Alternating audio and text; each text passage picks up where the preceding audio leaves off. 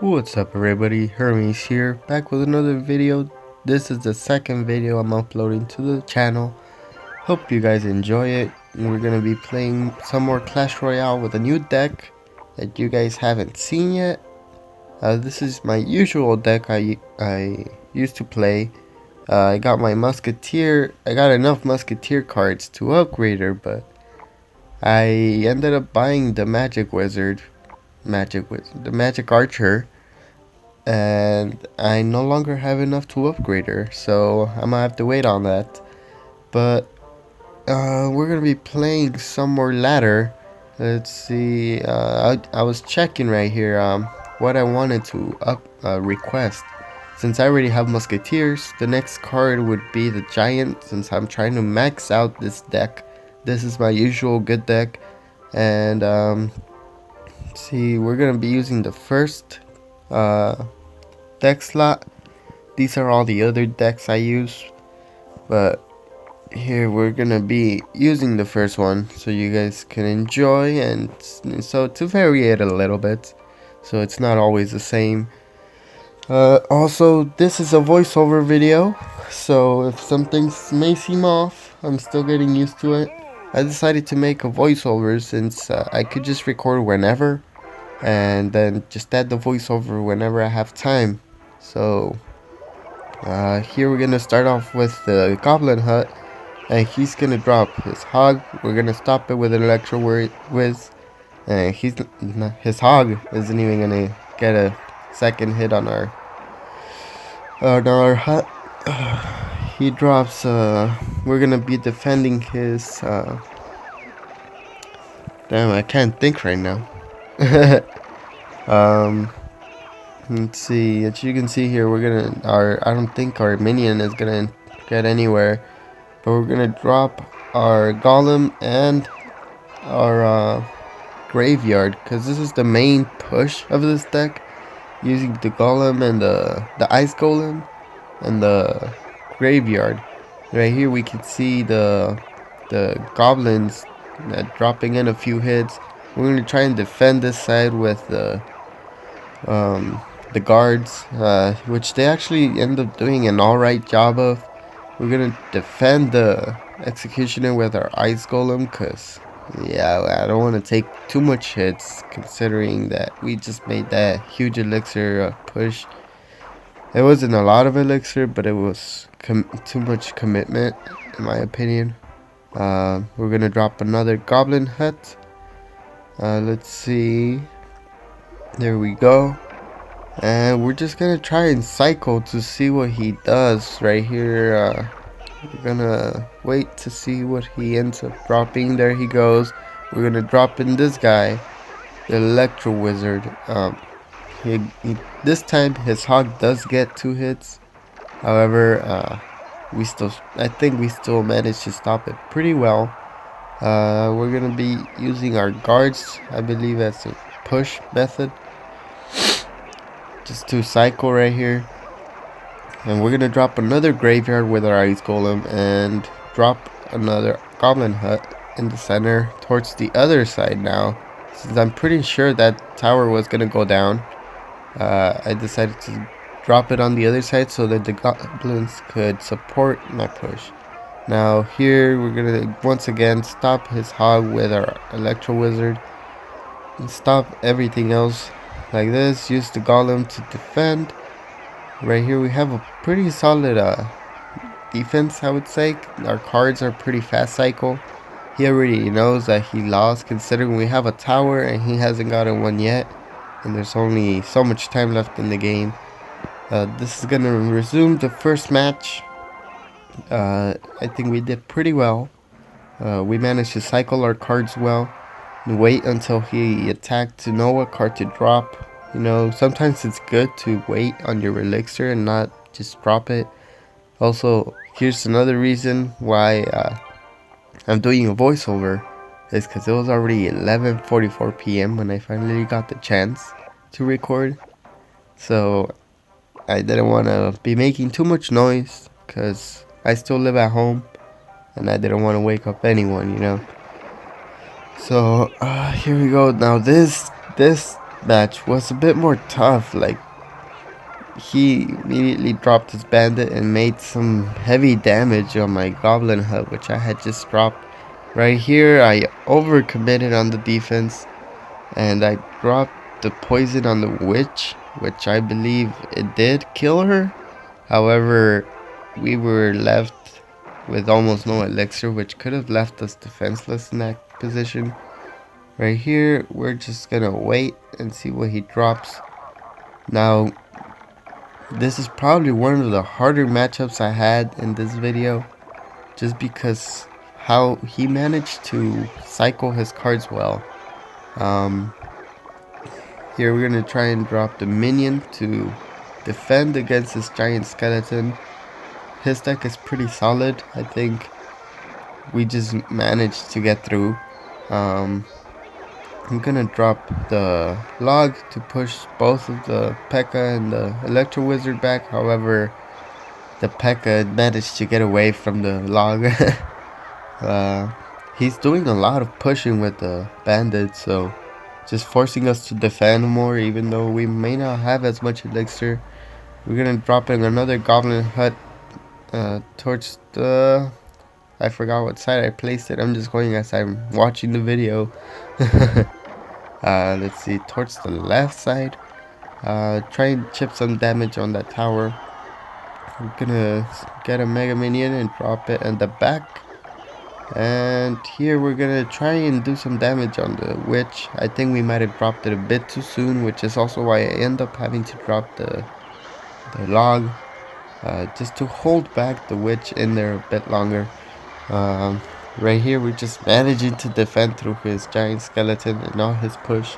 We're gonna drop the graveyard to try and do some damage onto his tower, but he manages to drop his electro wizard to defend it and his giant skeleton, which is quite unfortunate for us because we didn't manage to drop in any damage. Up until this point, I have been able to defend his giant skeleton pretty well. However, as you will see in the future in this episode, he manages to get it through, and it was quite a scary moment.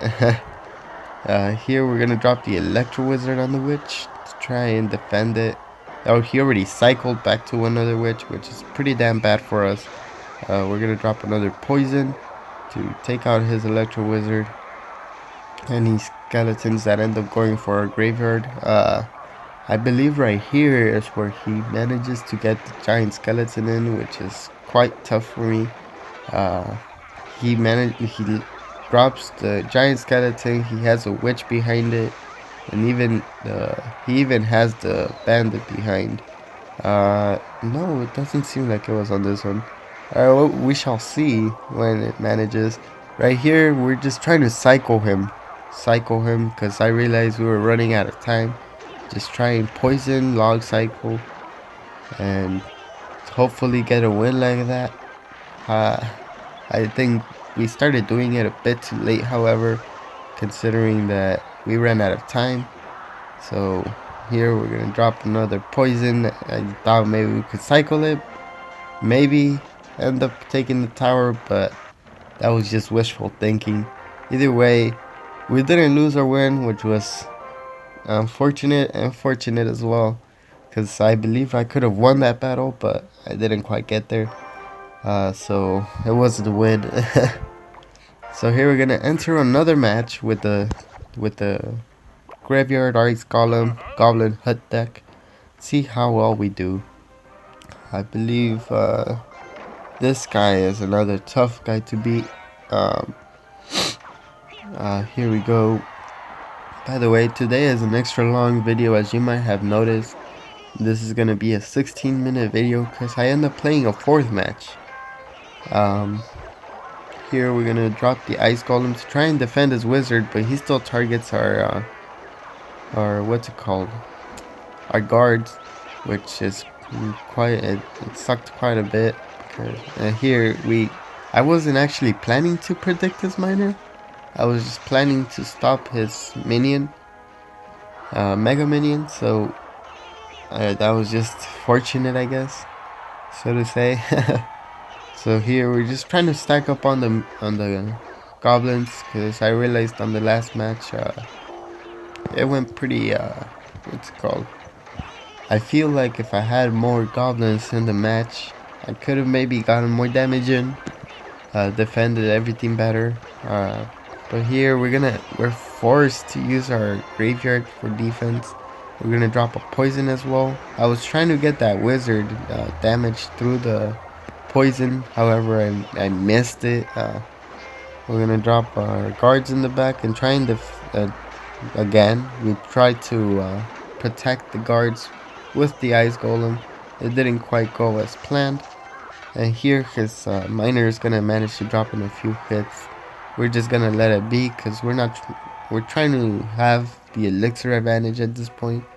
I'm not trying to rush it, considering we still have a minute in overtime, and I'm pretty sure in overtime we can cycle this deck faster. Usually the Mega Minion is very well for defense.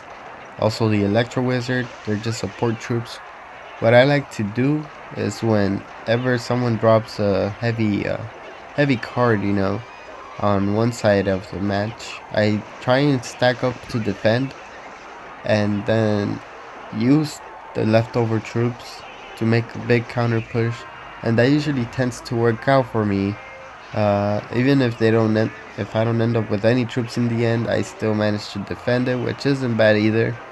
I realize a lot of people like to drop, just make a heavy push on the opposite side of the heavy troops. So if they drop a P.E.K.K.A, so to say, on the left side, you drop, let's say, the ice golem and the graveyard on the right.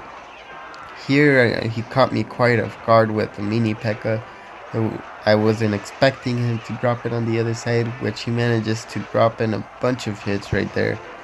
At this point, he starts to decide to push on the other side since he managed to get the P.E.K.K.A through. But I'm gonna try and just defend this. How I've been defending in the past few matches, and we only have 30 more seconds into overtime. I was gonna predict his miner. I thought he would drop it on that side, but he didn't. And here at this point, we're just trying to defend.